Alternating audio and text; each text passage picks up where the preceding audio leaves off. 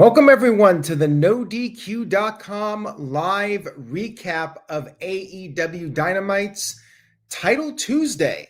It's a Tuesday night. Dynamite moving to Tuesday because of baseball playoffs. NXT was on as well. So what the hell? I'm recapping both shows. I watched both at the same time. Dynamite was 2.5 hours, so I did get to see the last half hour without any competition. 4.5 hours of wrestling to discuss. Thank you guys so much for watching. And if you like the video, please give it a like and spread the word and consider subscribing if you haven't already. I will get to WWE in just a little bit. Shout out to Caleb Jacobs, who sent in a $3.20 super chat. I will get to that when I discuss that match. So stay tuned, Caleb. I will get to your super chat, I promise. Let's talk about Dynamite first, and then we will get to NXT. We opened up the show at Daly's Place, AEW's old stomping grounds. Tony Schiavone brought out Hangman Adam Page, the world champion, and Samoa Joe for a little face-off. Page talked first. He said he was confused by Samoa Joe's actions last week, basically confronting him and having issues with him. He said that Joe lost it. Page said that it's clear Joe wants the title, but Page thinks that Joe is angry with himself. Page said that he owes the match to Joe. But with that being said, he's not going to let Joe take the title from him. Now, Joe did admit that all of this was true, but he does see Page as a pretender to the throne. Joe said that Page would not even be world champion if it wasn't for the ops. Joe said he should have focused on Page sooner, but he was dealing with the Death Riders, and now he's got his target set on Page. He's going to choke Page out, win the title. Page responded by saying that, yes, Joe will probably beat his ass, but Page vowed to not tap out and said that there's one thing that Joe cannot do, and that's outlast the Hangman. And that was the segment. Page walked off. There was no physicality. That was the stipulation here. It was fine. This match does feel very thrown together, and I know it will be a great match, but I think AEW could have done a better job in planting the seeds for this and letting it build up.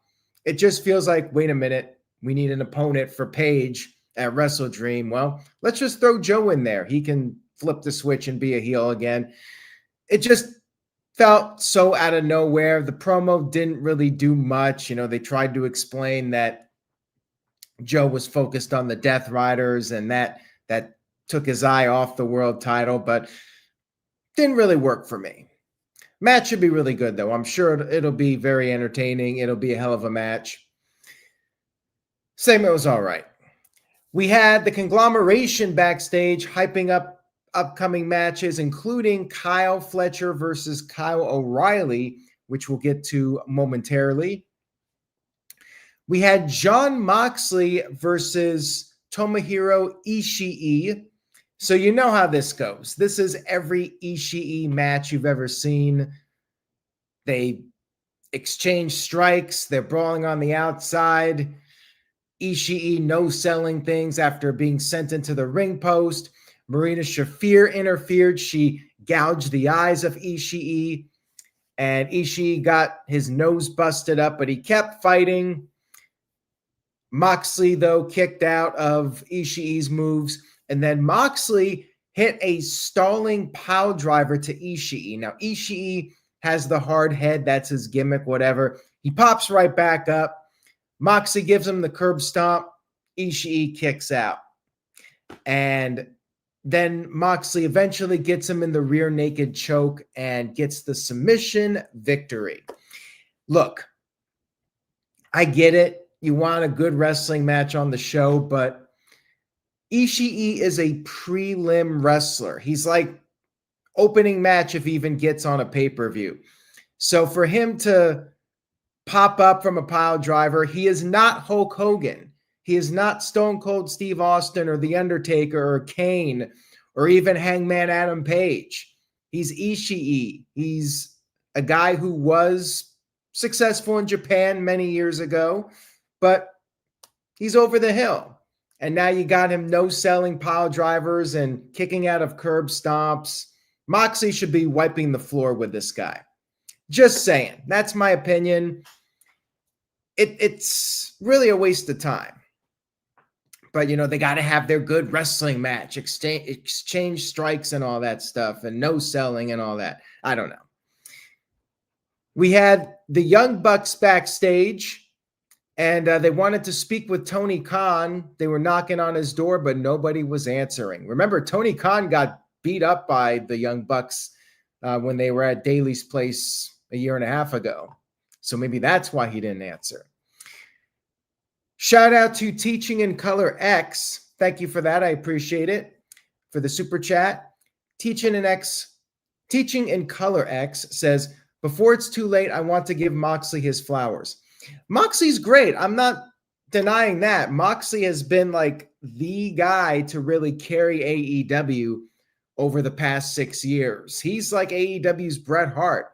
Whenever the chips have been down, Moxley's been right there to carry the company on his shoulders. And like I said, he should have been destroying Ishii. Beat this guy in 2 minutes and let's move on. Next up, we had a video package hyping up Tony Storm versus Chris Statlander. Statlander's the new women's champion. They're going to have their one-on-one match at Wrestle Dream. And I thought this was a good video package. They brought up Tony Storm being 4-time champion and how many days she's held the title. And then they noted that Statlander, the first woman to hold both the women's and TBS titles. I liked it. It was a nice way to build up the match. We had the Demand, which is Ricochet's group with the GOA versus the Hurt Syndicate. It was a pretty good match. It was a street fight. We had the weapons out there. We had tables. Lashley ended up being put through a table when Bishop Khan came off the apron with an elbow drop, and then Toa Lioa sent MVP through the barricade, which left Shelton Benjamin all by himself. Ricochet ended up doing a shooting star press to Benjamin, who was laid out on a table. The table did not break, so all three men had to jump on him to break the table. But thankfully for Benjamin, MVP and Lashley got back into the mix. Lashley took out everybody with spears, and then he put Leona through a table bridge with a spine buster. Then Ricochet was all alone.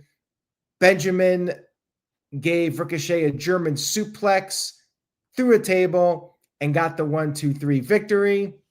It was fun. It was fun. Hurt Syndicate has their rebound coming off their loss at All Out, and all is right in the world. I enjoyed it. Backstage, we had the Don Callis family with Renee Paquette. They were hyping up the tag match, which was Takeshita and Okada versus Brodido. They brought up how Bandito had a shoulder injury, and we'll discuss that in a few moments. We had Jurassic Express in a squash match. They picked up the win, obviously. Young Bucks were in the crowd. There were beach balls, which was a nice little vibe for the Jurassic Express. The Young Bucks, after the match, jumped Jurassic Express, issued a challenge for Wrestle Dream, and then they gave their former friend Jack Perry a TK driver. Solid segment here, setting up the tag match for Wrestle Dream. I had no issues with that. The squash match is really what Ishii's match should have been, but I'll take this as well. We then had Kyle Fletcher versus Kyle O'Reilly. competitive match between these two. Once again, we have to have a good wrestling match on the show. That's what AEW does. It's where the best wrestle. But come on. Kyle O'Reilly's never winning this in a million years. So it's kind of just, okay, we know the outcome here. But, you know, they had a good match. It was competitive. It was what AEW sickos want to see. They want to see the back and forth clinics, even if the winner is clearly obvious. Now, as I said, Fletcher did build up. Well, actually, I should say O'Reilly built up some momentum. He did a drop kick off the apron, sending Fletcher into a chair. And then he got him back in the ring, but missed a knee drop. Both men exchanged strikes. O'Reilly avoided the brain buster, but was then sent into the turnbuckle like a lawn dart. Kyle did recover. He had a knee to the back of the head. He applied an ankle lock, but then Fletcher escaped and delivered the brain buster. Couldn't go for the cover right away, so he hit a second one and then got the 1-2-3 victory. Kyle won. Solid match here. Afterwards, we had the conglomeration and the Don Callis family brawling. We had Mark Briscoe coming out there, and Kyle Fletcher fled. And then backstage, Fletcher was interviewed, and he said he has Briscoe's number. And then Renee Paquette revealed that Fletcher will have to defend his title against Briscoe at Wrestle Dream. There you go. Another match set up for Wrestle Dream. They did set up quite a few on this show. Then 9:35 spot, we had the one women's match of this 2.5-hour show. We had Mercedes Moné defending her championship against a local Florida competitor who turned out to be former WWE star Kayden Carter, who is now known as Lacey Lane. Match was fine.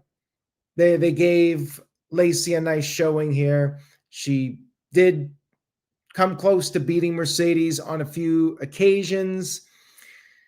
She had a hammerlock flatliner, but Mercedes kicked out of that, and they did trade a few more near falls, but then Mercedes eventually picked up the 1-2-3 victory. I mean, nobody expected a title change here, especially when Mercedes is on the verge of breaking the record that Jade Cargill has for the longest TBS champion. And they brought that up beforehand. So it's like, well, yeah, Mercedes isn't dropping the title to Kayden Carter. Just ain't happening. But yeah, nice showing here for Kayden Carter. Match was all right. Nothing special. Then we had Takeshita and Okada against Brodido. And this was maybe the best match of the show. Really good stuff here with these guys. But the thing about this one, though, is that it was basically the same storyline we saw with LA Knight and the Usos, you know, the whole can they coexist thing, where Takeshita and Okada, obviously they're building towards a split, but, you know, they're having their issues. We even saw the same thing that we saw on Raw with the music, the entrance being cut off. Takeshita's coming out there, and then Okada just, his music hits and he cuts off his entrance. We saw that on Raw with CM Punk and LA Knight. So Brodido had the early momentum, and then Takeshita gave Brody a DDT on the apron, and Okada then had to one-up him with a DDT to Brody on the floor. They had a little bit of a face-off, and then after the break, Brodido made their comeback, but then Takeshita saved Okada from being pinned. Takeshita hit the Blue Thunder Bomb to Brody and then targeted that bad shoulder of Bandito. And then Okada grabbed Bandito, and Takeshita went for a strike, but accidentally hit his own partner. Match continued. Bandito tried to go for his 21 plex, but his shoulder gave out on him. Okada tagged himself in, you know, the same deal we see in these can they coexist scenarios. Okada tagged himself in and hit the Rainmaker and pinned Bandito. Takeshita was not thrilled despite them winning the match. And because this was what they called a double jeopardy match, They now will have an opportunity at the tag team titles at Wrestle Dream. And like I said, I think this was the best match of the show. I did enjoy the Hurt Syndicate's match, but, it was a little chaotic. This one, they did a nice job, despite the fact that we've seen this before. They did a nice job in setting up, the inevitable split between these guys. So Dave sent in $2 and says, does the breakup happen at Wrestle Dream? First of all, thank you for the super chat, Dave. And to answer your question, I think so. I would do it at the pay-per-view. You want those big moments on the pay-per-views. I don't see them winning the titles. Spoiler alert for predictions, but I feel like they're not going to win this one. Brodido lost this match. I don't see them losing again. So I do think we will see something go down. Some kind of miscommunication will cost them that one.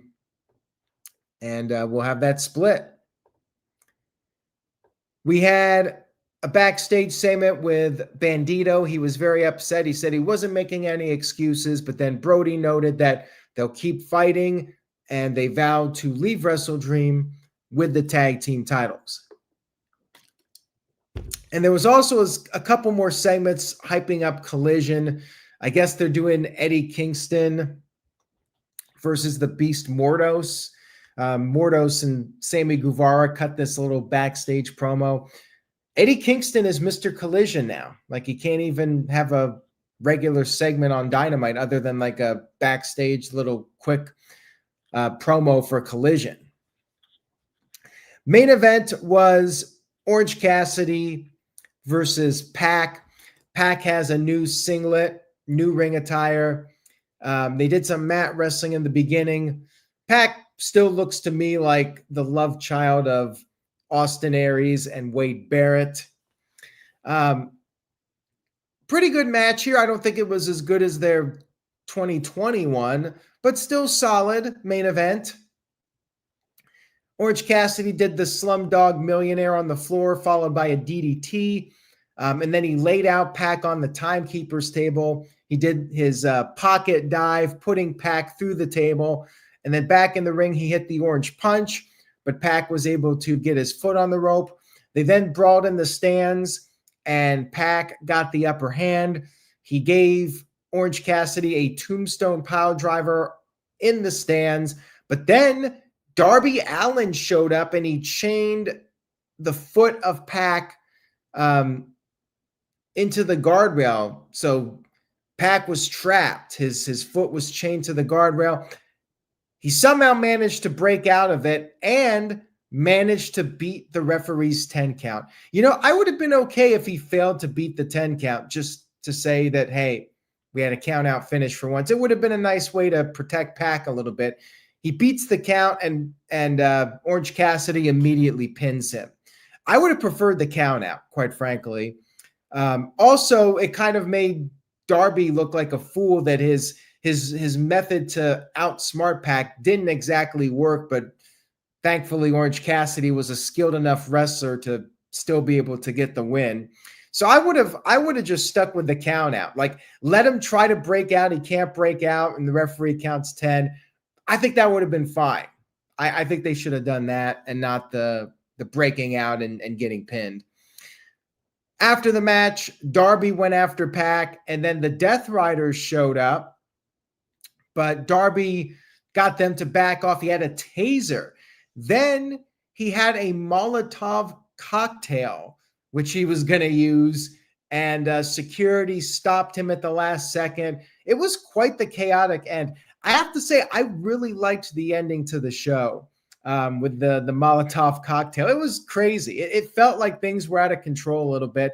And that's something that we don't see on Dynamite all that often. And even Raw and SmackDown, like I miss these segments where it feels like it's just pure pandemonium. So I did enjoy the ending of the show, and it was a good Dynamite overall. You had your usual situations where there were matches where the winner was way too obvious and the matches went way too long, considering who the winner is going to be. But all in all, I did think it was a good Dynamite. I'm giving it 6 out of 10. Caleb, I will get to your super chat in just a moment, so stay tuned. I know you're feeling a little bit impatient, but I appreciate you holding on here. I will get to it momentarily. So yeah, 6 out of 10 for Dynamite. Good show. Not spectacular or anything. And I have to say, I had NXT on, and there were more times where I was focused on NXT. NXT was holding my attention more than Dynamite. So make that of what you will. But let's talk about NXT. I will go ahead and give my thoughts now on the NXT show. Our first match was the Hardys. They're the TNA champs against DarkState, the NXT tag champs. Both sets of titles on the line, winner take all scenario. They also had a cool video package to open up the show. They even had NWA TNA footage, kind of showing the history of TNA. I thought that was well done. The video packages are always really good. So DarkState jumped the Hardys at the beginning, but the Hardys fought back. We had a fairly standard tag match here. They worked over Jeff Hardy for a while. Then Matt came in, and we had things breaking down. Matt did the twist of fate to one of the guys, and then Jeff Hardy came off the top with the swanton. 1, 2, 3. Hardys are your new WWE NXT champions. That's 1 for TNA, but let's face it, it's really 1 for WWE. The Hardys are WWE legends that are just working for TNA at the moment, but they're WWE guys. Let's face it. So yeah, it's kind of ridiculous, but yeah, TNA won. Caleb Jacobs sent in a $3.20 super chat. Thank you, Caleb. Says, the broken universe is now whole. I love that line. That was a great line. Hardys are the champs. Nice feel-good moment for the Hardys. They're going to be in the WWE Hall of Fame. It's just a matter of time. And I figured this was going to be the outcome when they announced the match. This way, TNA can get a win. But again, it's really a win for WWE. And the broken universe is now, in fact, whole. I agree with you, Caleb. I like that line. Also, Carlos Silva, the president of TNA, was there at ringside, as was the Dudleys. The Dudleys are facing the Hardys at Bound for Glory, so they had that moment with the Dudleys out there. And yes, it's the first time that, TNA wrestlers are holding WWE championships. I mean, it gives me flashbacks to the Invasion, and they're trying to make such a big deal. Oh my God, the WCW wrestler has the WWE title, but it's Steve Austin with a WWE title or something like that. I mean, come on. Ridiculous. We had our first Survivor Series match of the evening, which was Iinspiration, which is former Iconics, and they had their old WWE music, which was kind of cool. Mara Sadi, I'm not even sure how to pronounce her name. She also botched a moonsault at one point in the match where she didn't connect with the move. I don't really know anything about her. Kelani Jordan, who is the TNA Knockouts champion. So she's an NXT star on the TNA team. Okay. And then we had them going up against Sol Ruca, JC Jane, who's the women's champion, Jada Parker. She was Jakara Jackson. Man, that shows you how little I watch NXT. Half of these people, I don't even know who's who. Anyways, it was a long time before we saw anybody get eliminated. Jordan Grace was the special guest referee, so I guess she could be considered impartial because she wrestled in TNA for several years. The former Jakara Jackson was the first one out.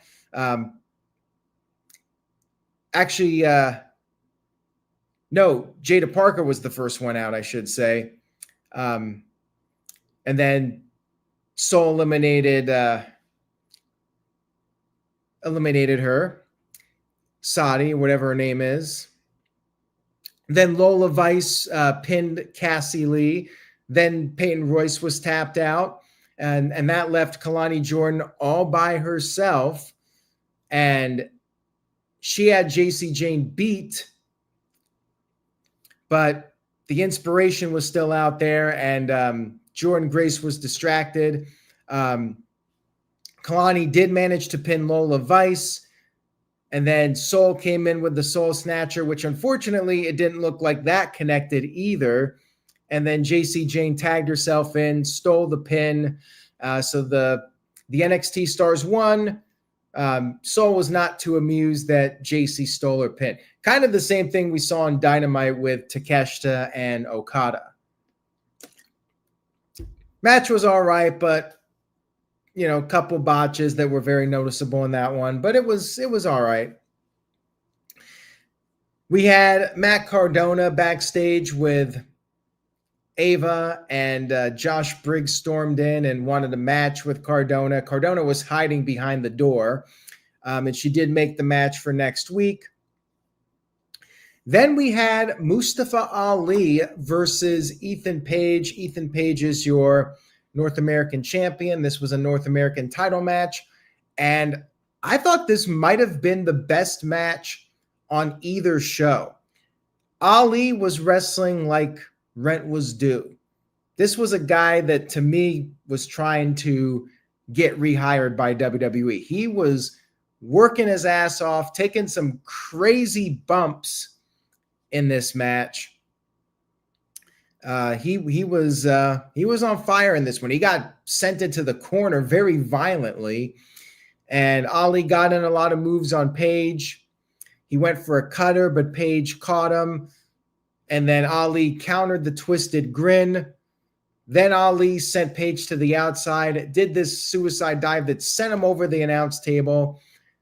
And then Ali went up top. He sent Page back in, went up top, but his foot got caught in the microphone cord after going over the announce table. And that threw him off, and that allowed Page to shove Ali off the top rope. And Ali took another crazy bump all the way to the floor. And then Page got him back in the ring, hit the twisted grin, and picked up the 1-2-3 victory. I agree with Matthew. It was a hell of a finish, very creative, and something tells me Mustafa Ali is going to be back in WWE. I don't know if it'll be NXT or main roster, but wouldn't shock me if they rehire him. I mean, he's been gone. The retribution stink has worn off. It kind of gives me like Drew McIntyre vibes. The guy got cut. He was part of 3MB. He worked his ass off. He got rehired. I'm calling it. I think Ali's going to be back in WWE. I mean, this was a hell of a performance from him. And to me, he was the real standout of the night from either show. We had some segment backstage with Lexus King and the son of Dr. Wagner Jr. I'm not even sure what his name is. Didn't really care about this. Then we had another segment with Sol Ruca and Blake Monroe. And Blake's trying to, stir the pot between Sol and Zarya. We then had the other Survivor Series match. Joe Hendry was the special guest referee. It was Frankie Kazarian, Moose, Santana, and Leon Slater, who I really don't know anything about, going up against Ricky Saints, the NXT champion, Trick Williams. I was going to say Evan Borne, but what's his name? Not Matt Borne, not Evan Borne. Myles Borne, I think is his name. He's the guy that does the Randy Orton moves. He's dating Stephanie Vaquer, so good for him. And Javon Evans. Other than Mustafa Ali, I think Javon Evans maybe had the best showing on this broadcast. He's awesome. He is absolutely fantastic. He is a highlight reel every show. So the first guy out was Borne. He got out very quickly, and Kazarian pinned him. Then Trick Williams was teasing a confrontation with Santana, but then tagged himself out. And then Javon Evans did all of his moves, but then he went for one of his springboard cutters, and Leon Slater countered it with a roll-up and pinned him. So that was a nice little move there. Then Williams got back in the mix and started to build up momentum, but then Ricky Starks tagged himself in, and Williams was not happy. Starks was doing all right, but then he got in trouble. He reached out for the tag to Williams, and Williams refused. Williams walked out on Saints and on Team NXT. So yeah, I guess that's the betrayal. You know, people were thinking somebody would turn, and yeah, Williams walked out, and that made him out of the match. He was counted out or whatever. So it was Saints all alone. He did manage to pin Kazarian. Then Slater tried to finish off Saints and went for his Swanton 450 splash, whatever it is. And Saints got his knees up. He pinned Slater. And then it was down to Saints against Santana and Moose. And Santana tried to finish off Saints, but then Moose accidentally speared Santana. Saints went for the cover, but Santana did manage to kick out. Moose and Santana did regroup. They double-teamed Saints, and Santana was able to secure the victory over the NXT champion, Ricky Saints. So yes, Team TNA won, and the NXT champion was pinned by Santana. There you go. TNA got the rub. They won 2 out of the 4 matches. It was, in fact, a tie. So yeah, TNA came out pretty good on this show. And afterwards, we had Santino Marella and Ava backstage, and a battle royal was announced, and Ava invited some knockouts to participate. The winner of this battle royal will face the women's champion at Halloween Havoc, and the two of them shook hands. And that was NXT. I thought it was a pretty good show. Like I said, I feel like when both were on at the same time, I was more invested in the NXT stuff. So because of that, I gave Dynamite a 6. I think I got to go 7 with the NXT show. Now, I didn't really exactly buy into this feud and everything, but I think the wrestling was very good. And, Ali's match was awesome. And I enjoyed what I saw. So pretty good stuff here from NXT this week with their Showdown event. I'm happy for TNA. And overall, it was a pretty solid night of wrestling between the two shows. Thank you guys for watching. It was a lot to digest. I hope you enjoyed the stream. And again, if you did, please give this video a like and spread the word about the channel. We got the No DQ review on Wednesday night in Dynamite spot at 8 p.m. Eastern. So tune in for that. And then Thursday night at 8, we will have our predictions for WWE's Crown Jewel Premium Live event. Happy birthday, Michael Wayne. Have a great rest of your week. Everybody else, thank you so much again. Take care. Stay safe out there. Say yes to NoDQ.com, and I will see you all next time.